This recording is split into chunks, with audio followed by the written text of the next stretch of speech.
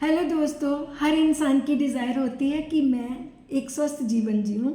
तो स्वस्थ जीवन जीने के लिए आज भीड़ भरी दुनिया में बहुत से प्रोडक्ट्स का विज्ञापन है, कोई डाइट के बारे में बता रहा है, लेकिन आयुर्वेद ऐसा नहीं मानता। आयुर्वेद कहता है कि अगर हमारी एक डेली रूटीन, जिसको कि दिनचर्या कहते हैं, वो प्रॉपर हो जाए तो बहुत सारी बीमारियां हमें छू नहीं पाती। तो आज मैं आपको डेली रूटीन के बारे में ही बताऊंगी, क्योंकि डेली रूटीन में आपको एक इंडिकेशन दे देती हूँ कि आयुर्वेद क्या है। आयुर्वेद कहता है कि हिता हितम सुखम दुखम आयुस्तस्य हिता हितम मानम च तत् यत्रोक्तम आयुर्वेद सा उच्यते। तो कौन सी प्रणाली, हितकर क्या चीज़ें हैं, अहितकर क्या चीज़ें हैं, जिसमें इनका मापदंड दिया गया है और आयु, एक अच्छी आयु बिताने का जो फंडा बताया गया है, उसी का नाम आयुर्वेद है।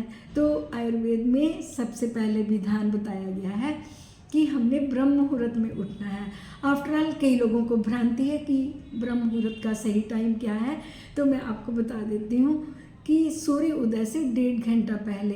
अगर ऐसा भी समझ नहीं आ रहा तो मैं आपको बता देती हूँ, सुबह 4 बजे से लेकर 5:30 बजे का जो समय है वो ब्रह्म मुहूर्त कहा गया है। ब्रह्म मुहूर्त में एक सबसे पहला विधान है उषापान।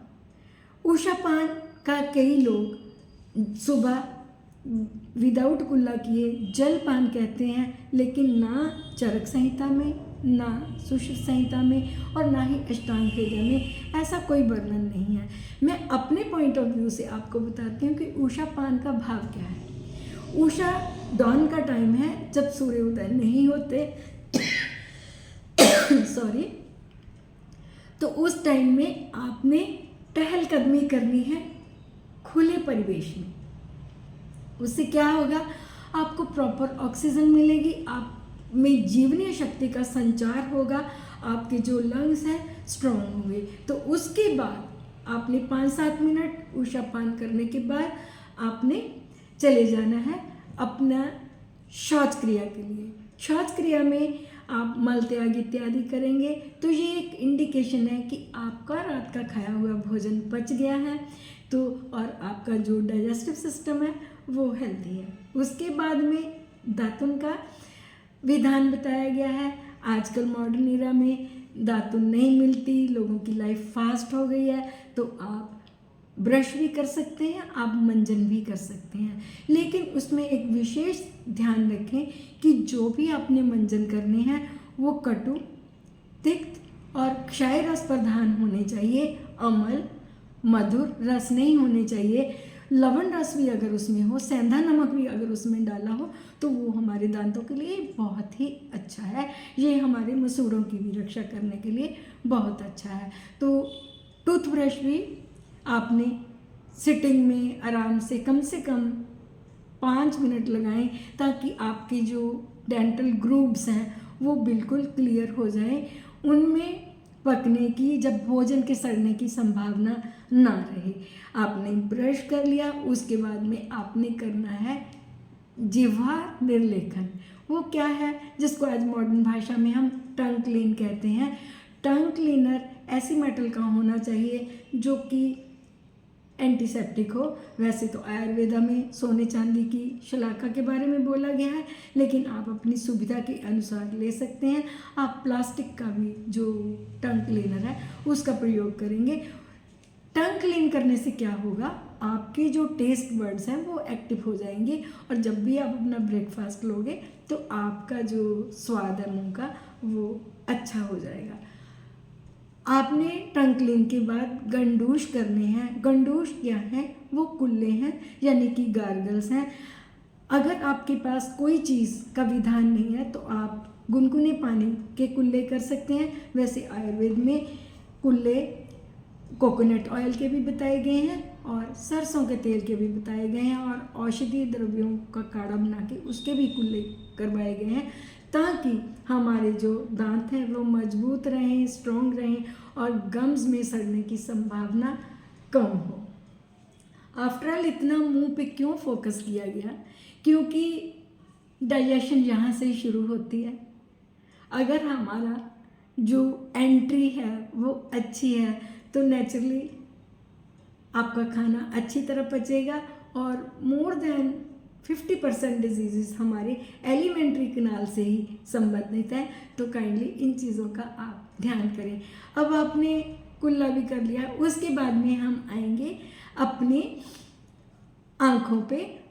हमने आँखों में अंजन जरूर लगाना है। ये जो बाज़ार में काजल मिलते हैं ऐसे काजल नहीं, आयुर्वेद में एक विशेष विधि बताई गई है कि आपने अंजन कौन सा लगाना है। कभी समय मिलेगा तो मैं आपको अंजन बनाना भी बताऊंगी। लेकिन एक रसांजन आता है, वीकली आप अपनी आंखों में लगाएंगे। इससे आपका कफ दोष जो है वो कम होता है, आपको कैटरेक्ट की संभावना कम रहती है और आंखों का जो भी गंदगी होती है वो साफ हो जाती है। आपने अपने कानों में एक एक बूंद सरसों के ऑयल की भी डालनी है। नस्य कर्म में रूटीन में प्रतिमर्श नस्य करें, उससे आपके जो साइनसेस हैं वो ठीक रहते हैं। और जो नस्य करने से एक हमारे नॉस्ट्रिल्स में कोटिंग होती है जिससे कि जो माइक्रोब्स हैं वो एंटर नहीं करते। तो नेचुरली अगर एंटर नहीं करेंगे तो हम ENT के तौर पे सुरक्षित रह सकते हैं। तो चलिए, इसके बाद में हमने आना है, हमने अभ्यंग करना है। अभ्यंग क्या है? अभ्यंग एक तरह की मालिश है। अब वैसे तो रूटीन में बताया गया है, लेकिन अगर आप रूटीन में मालिश नहीं कर सकते तो कम से कम अपने हाथों के तलवे, अपने पाँव के तलवे, आप अपने सर पे तेल की मालिश जरूर करें, क्योंकि अभ्यंग करने से हमारी जो छोटी छोटी कैपिलरीज हैं, हमारी स्किन का सर्कुलेशन बढ़ता है, हमारा पैरासिम्पैथेटिक, हमारा सिंपैथेटिक सिस्टम एक्टिव होता है। तो अभ्यंग जरूर करें। फिर हमने करनी है एक्सरसाइज, योगा। योगा से आपको क्या बेनिफिट मिलेगा? योगा से आपकी चित्त वृत्तियों का निरोध होता है, आप अपने आप में ही संतुष्ट रहते हैं और आपका सिंपैथेटिक सिस्टम और पैरासिम्पैथेटिक सिस्टम जो है और सेंट्रल नर्वस सिस्टम जो है वो मजबूती लेता है। तो काइंडली इन चीज़ों का ध्यान करें। जो लोग रूटीन में अभ्यंग करते हैं उनमें एजिंग प्रोसेस लेट आता है। तो अगर आप बूढ़ा नहीं होना चाहते तो करिए, आप मसाज कीजिए, अभ्यंग लीजिए, आपको फ़ायदा होगा। उसके बाद में हमने आना है अपने नाश्ते पे। सुबह का नाश्ता हमारा पूरी तरह से सुपाच्य, लघु और फल, दूध इत्यादि पदार्थों से भरपूर होना चाहिए। उसके बाद में नाश्ता के बाद हमने अपने काम पे जाना है। जो भी जैसी जैसी रूटीन कर रहा है वो कीजिए। आफ्टर दैट दोपहर के खाने पे आऊँगी। दोपहर का खाना षड्रस प्रधान होना चाहिए, जिसमें मधुर, अम्ल, लवण, कटु, तिक्त, क्षयों के 6 रसों। आपको बिल्कुल ये नहीं करना कि आपने अकेले फ्रूट्स लेने हैं, अपने खीरे ही खाते जाना है। हमारी थाली में अन्न भी होना चाहिए, दूध का प्रोडक्ट भी होना चाहिए, फल भी होना चाहिए, सब्जी भी होनी चाहिए, दाल भी होनी चाहिए, एक बैलेंस डाइट। और बैलेंस डाइट लेने के बाद आपने 15 मिनट के लिए बाईं करवट पे सोना है, यानी कि आराम करना है। वैसे आयुर्वेद में सोने का विधान नहीं है, जस्ट फॉर रिलैक्सेशन आप रिलैक्स कीजिए। और उसके बाद में आ जाती हूँ शाम को। आपने अपनी मानसिक वृत्तियों को ठीक करने के लिए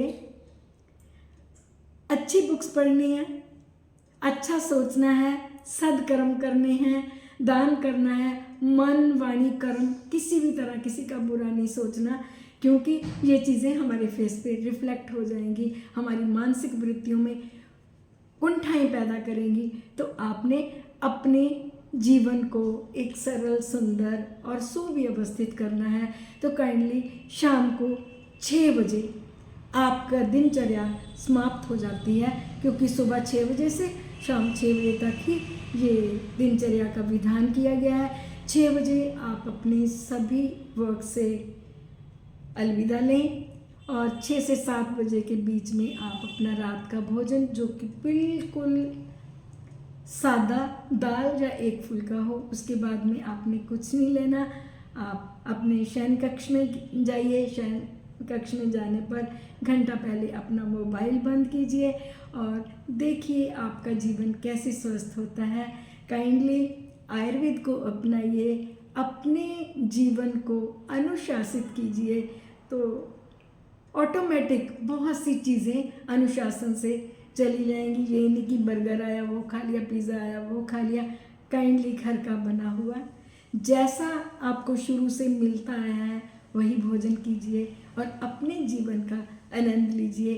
तो अगर मेरी ये दिनचर्या आपको पसंद आई है तो काइंडली इस दिनचर्या को फॉलो ज़रूर करना और मुझे कमेंट सेक्शन में बताना कि आपको ये कंटेंट कैसा लगा। Thank you very much for watching my video.